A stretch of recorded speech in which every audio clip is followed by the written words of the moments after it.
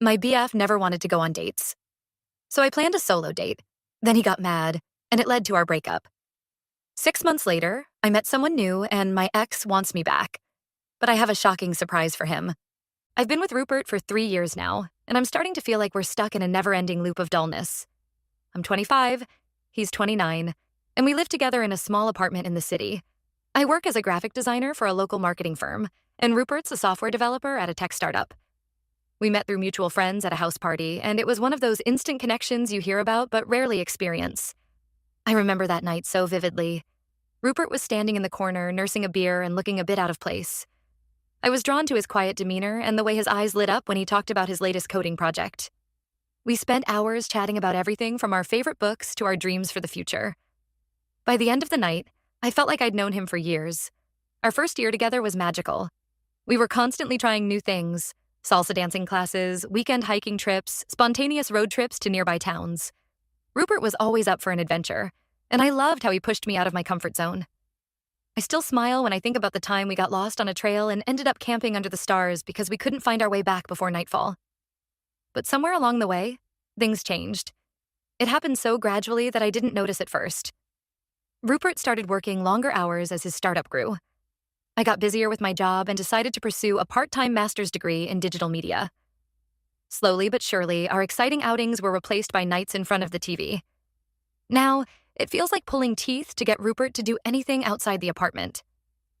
The last time we went on a proper date was over 2 months ago, and even then, it was only because I planned the whole thing myself. I made reservations at this cute little Italian place that had just opened up, bought tickets to an indie film festival, the works. Rupert seemed to enjoy it at the time, but he hasn't made any effort to plan anything since. Most of our evenings now follow the same mind-numbing routine. We both get home from work, Rupert immediately plops down on the couch to play video games, and I end up scrolling on my phone or half-heartedly watching whatever's on Netflix. Sometimes we'll cook dinner together, but more often than not, we just order delivery. It's gotten to the point where I dread our days off together, because I know we'll just be sitting around the apartment all day. I've tried talking to Rupert about this multiple times. I've explained that going on regular dates is important to me. Even just once a month would make a huge difference. But every time I bring it up, he has an excuse. He's too tired. From work, he needs to save money, he just wants to relax at home. I've even tried suggesting spontaneous outings, like grabbing drinks at this cool new speakeasy that opened up in our neighborhood or checking out the farmer's market on Saturday mornings. But Rupert always groans and says he needs to mentally prepare for going out. By the time he feels ready, the day is half over and I've lost my enthusiasm. The thing is, I know Rupert isn't completely averse to socializing. He has no problem making plans with his friends for game nights or going to sports bars to watch football. But when it comes to spending quality time with me, he's suddenly too tired or broke. I feel like I'm going crazy. Am I asking for too much by wanting one real date a month? I don't need anything fancy or expensive. I'd be happy with a picnic in the park or even just a long walk around a new neighborhood. I just want to feel like Rupert is making an effort to spend time with me and create memories together. To make matters worse, all of my close friends have moved away over the past year for various job opportunities. My best friend Sarah, who I've known since high school, got a fantastic job offer in Seattle. Another close friend, Mike, moved to New York to pursue his dream of becoming a Broadway actor. And my college roommate, Lisa, is now teaching English in Japan. My family lives several hours away in a small town where I grew up. I try to visit when I can, but between work and grad school, those trips are few and far between. I miss the Sunday dinners with my parents and siblings, the easy laughter and inside jokes that come from years of shared history. I'm in grad school part-time on top of working full-time. So between work and classes, I don't have much of a social life outside of Rupert. Most days, I'm rushing from the office to evening classes, grabbing quick dinners between lectures and group projects. By the time I get home, I'm exhausted, but I still crave that connection with Rupert.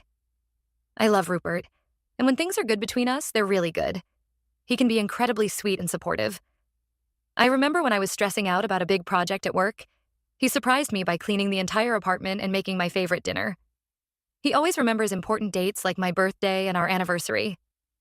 He'll bring me little gifts or my favorite snacks when he knows I've had a rough day. But I'm starting to wonder if that's enough. I miss the Rupert who was excited to try new restaurants with me, who would surprise me with tickets to concerts or art exhibits. I miss feeling like we were partners in adventure, not just roommates who occasionally have sex. I've tried explaining to Rupert how important quality time and shared experiences are to me. I've told him that I feel loved and appreciated when he makes an effort to plan dates or outings for us. but he doesn't seem to get it. He thinks buying me flowers once in a while or cuddling on the couch should be enough. Last week, I hit a breaking point. Rupert had promised we'd go out on Saturday, said he'd planned something special. I was so excited I even bought a new dress for the occasion. Saturday morning came, and Rupert was still in bed at noon. When he finally got up, he said he wasn't feeling well and just wanted to stay in. I was disappointed but tried to be understanding. Then his friend called and invited him to a last-minute game night. Suddenly, Rupert was feeling well enough to go out. He asked if I wanted to come along, but I was so hurt and angry that I just told him to go without me. I spent the night alone in our apartment, fighting back tears and wondering how we'd gotten to this point. I'm at a loss for what to do next. I love Rupert, and I know he loves me. But is love enough when you feel like you're living parallel lives instead of building a life together? Am I being unreasonable here? Should I just accept that this is how our relationship is going to be? Or is this a sign of a deeper incompatibility? I don't want to give up on us, but I also don't want to spend the rest of my life feeling lonely in my own relationship. Any advice would be appreciated. Edit. Wow, I wasn't expecting this post to blow up like it did. Thank you all for the advice and support. To clarify a few things, Rupert and I have similar incomes, so money isn't really the issue here. We could easily afford to go out once a month if we cut back on takeout and video game purchases. Rupert doesn't have any diagnosed mental health issues that I'm aware of. He's generally a happy, laid-back guy. He just prefers staying home to going out. I've suggested plenty of free or low-cost date ideas, but Rupert shoots them down too. It's not about the money, it's about the effort. I'm going to have one more serious talk with Rupert about this. If things don't improve, I'll have to seriously reconsider our relationship. Thanks again, everyone. Update 1. It's been about a month since my original post, and a lot has happened. I want to thank everyone for their advice and support. It really helped me gain perspective on my situation. After reading through all the comments, I realized I needed to have a serious, no-holds-barred conversation with Rupert. I decided to plan it carefully. I chose a Saturday morning when we were both off work and well-rested. I even made his favorite breakfast, blueberry pancakes with real maple syrup, hoping it would put him in a receptive mood. As we sat at our tiny kitchen table, the morning sunlight streaming through the window, I laid it all out. How neglected and unappreciated I felt, how important quality time and shared experiences are to me, and how his lack of effort was affecting my feelings for him. I told him about the night he went to the game night after canceling our plans, how hurt and angry I felt. At first, Rupert got defensive. He started listing off all the things he does for me, and how he shows his love in other ways. I work hard to provide for us, he said. I always remember your birthday and our anniversary. Isn't that enough? But I stood my ground. I explained that while I appreciate those things, they're not enough for me to feel fulfilled in our relationship. I reminded him of how we used to be. The adventures we had, the excitement we felt just being together. What happened to that Rupert? I asked. The one who was always up for trying new things with me? After a lot of back and forth, Rupert finally admitted that he's been feeling insecure lately. Apparently, he's been struggling at work. There's been talk of layoffs, and he's worried he might lose his job. The startup he works for has been having financial difficulties, and the stress has been eating away at him. He confessed that he's been retreating into video games as a way to escape his stress and anxiety. When I'm gaming, he said, I don't have to think about work or bills or any of that stuff. I can just be someone else for a while. I was shocked. Rupert had never mentioned any of this to me before. When I asked why he didn't tell me, he said he was embarrassed and didn't want me to think less of him. He also confessed that he sometimes feels intimidated by my outgoing nature and worries that I'll realize I can do better than him. You're always so confident, he said. You make friends easily. You're doing great at work and in grad school. Sometimes I feel like I'm holding you back. This revelation changed everything. Suddenly, Rupert's behavior made a lot more sense. We spent hours talking that day, really opening up to each other in a way we hadn't in a long time. I shared my own insecurities. How I sometimes feel lonely and isolated since all my friends moved away. How I worry that I'm not good enough for my grad program. It was like a dam had broken. All the things we'd been holding back came pouring out. We laughed, we cried, we held each other. For the first time in months, I felt truly connected to Rupert again. After our talk, Rupert promised to make more of an effort. He agreed to therapy to work on his anxiety and communication issues. And true to his word, he's been trying. Last week, he surprised me with a picnic in the park.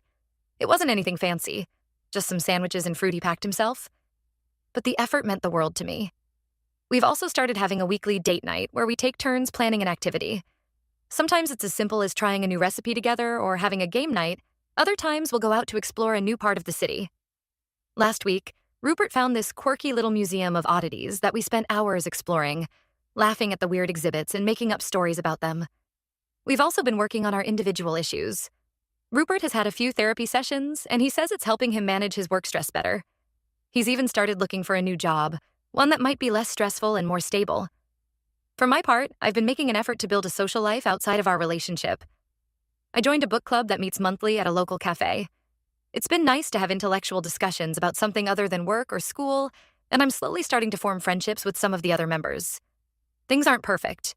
Rupert still has moments where he retreats into himself, and I'm still working on being patient and understanding. But I feel like we're moving in the right direction. We're communicating better, and I can see Rupert really trying to meet my needs. One unexpected outcome of all this is that I've started reconnecting with old friends. Realizing how isolated I'd become was a wake-up call. I've reached out to some college friends who live in nearby cities, and we're planning a girls' weekend next month. Rupert was surprisingly supportive of this idea, even offering to help me plan some activities for when my friends visit. I know we still have a lot of work to do, but for the first time in a long time, I feel hopeful about our relationship. Rupert is making a real effort, and I can see how much he cares. We're both learning to be more open and honest with each other, and it's making a big difference. Thank you all again for your advice and support. It really made a difference. I'll keep you updated on how things go. Update 2. I wish I had better news to share, but things have taken a turn for the worse. It's been about 3 months since my last update, and I'm sad to say that Rupert and I have broken up. At first, things seemed to be improving. Rupert was making an effort to plan dates and spend quality time together. He started seeing a therapist to work on his anxiety and communication issues. For a while, I really thought we were going to make it. We had some great moments during this time. I remember one weekend when Rupert surprised me with a day trip to a nearby town known for its antique shops and art galleries. We spent hours browsing dusty shelves, laughing at weird old knickknacks, and even bought a quirky little painting for our apartment. It felt like old times, and I was so happy. But as time went on, Rupert started slipping back into old habits. The date nights became less frequent, and when we did have them, it felt like Rupert was just going through the motions. He'd plan something, but he'd be distracted and disengaged the whole time. I tried to be patient and understanding. I know change doesn't happen overnight, and I wanted to give Rupert the time and space he needed to work on himself. But it became clear that he wasn't really committed to making lasting changes. The breaking point came about 2 weeks ago. There was an art exhibit I'd been excited about for months, a retrospective of my favorite contemporary artist. I'd been talking about it for weeks, and Rupert knew how much it meant to me. He had promised to take me, even bought tickets in advance. The day of the exhibit, Rupert texted me saying he wasn't feeling well and wanted to stay home. I was disappointed but understanding. If he was sick, he was sick. I decided to go to the exhibit alone, not wanting to miss it. But then, as I was leaving the gallery, I saw something that made my heart drop. Rupert was across the street, laughing and joking with his friends as they entered a sports bar. When I confronted him about it later, he got defensive and accused me of spying on him. We had a huge fight, and all the issues we'd been trying to work on came rushing back to the surface. Rupert admitted that he resented the pressure he felt to constantly plan dates and go out. He said he felt like he couldn't be himself around me anymore, that he was always walking on eggshells trying to meet my expectations. "I'm tired of pretending to be someone I'm not," he said. "I like staying home. I like playing video games. Why isn't that enough?" Hearing that was like a punch to the gut. I realized that despite all our talks and promises to change, we were fundamentally incompatible.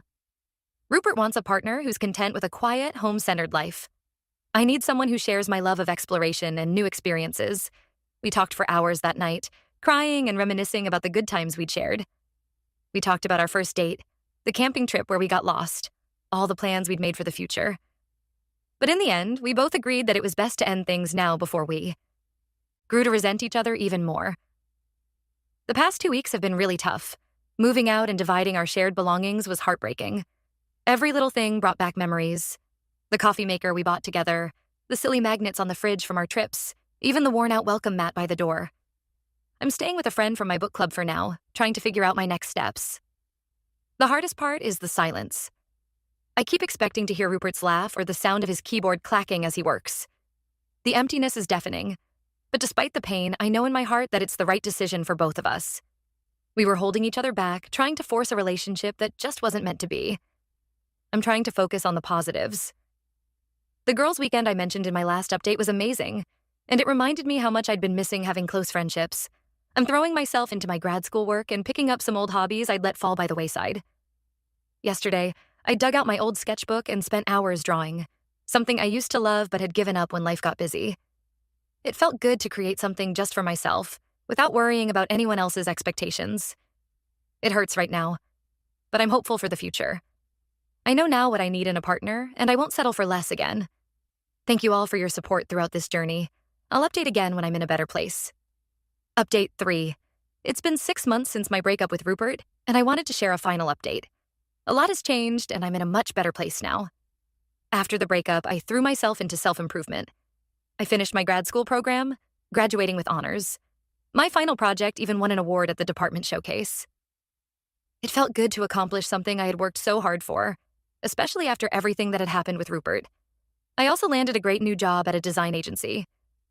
It's challenging work, but I love the creative environment and the opportunity to collaborate with other artists and designers. My colleagues are fantastic, and for the first time in a long time, I feel like I'm part of a community again. In an effort to get out of my comfort zone and meet new people, I started volunteering at a local animal shelter on weekends. It's been incredibly rewarding.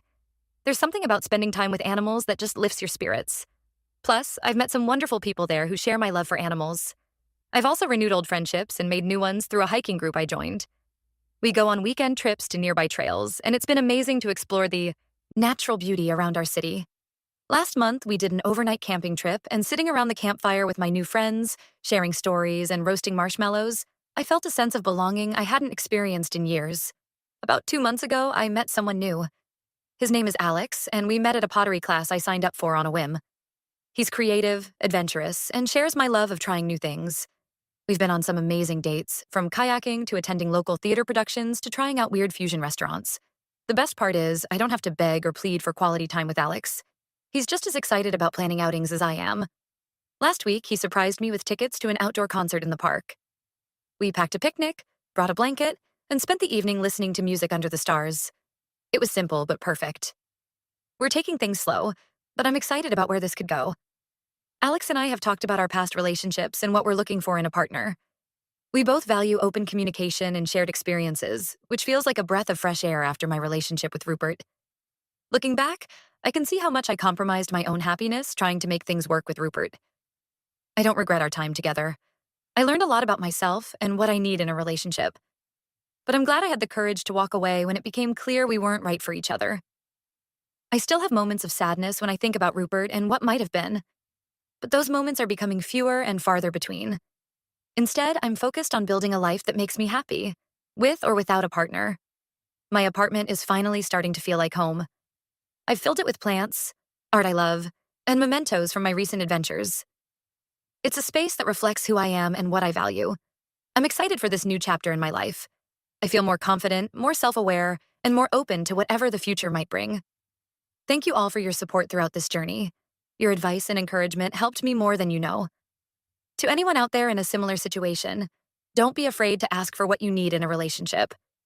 You deserve to be with someone who makes you feel loved and appreciated in the ways that matter to you.